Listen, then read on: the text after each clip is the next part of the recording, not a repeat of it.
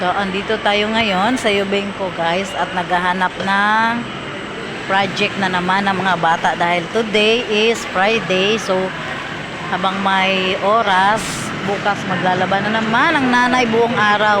So, ngayon may time tayo.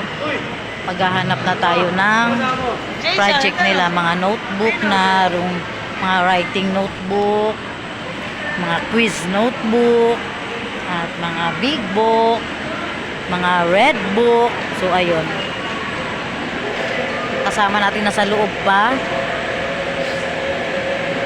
Nakapila pa guys sa counter. So, kailangan muna natin mag-relax-relax dito sa labas. May mga kasama pala ako guys, andyan sa likod. Ayan, nag-shopping-shopping sila.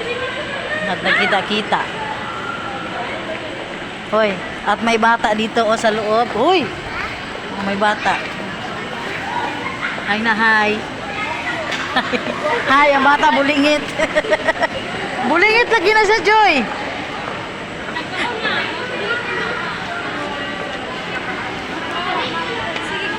Napaisa ka bata, guys. Oh.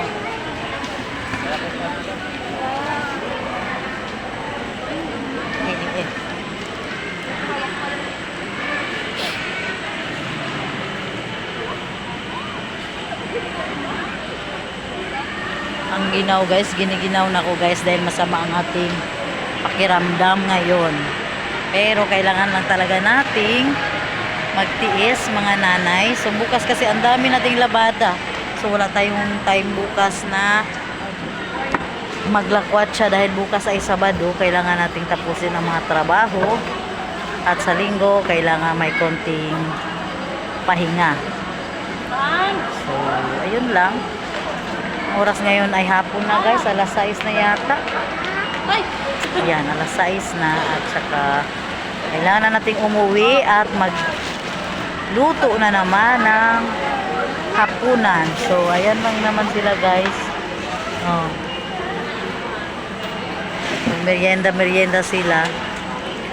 So naman yung sa ginaw naman ko diri. Uy. Ay, sorry.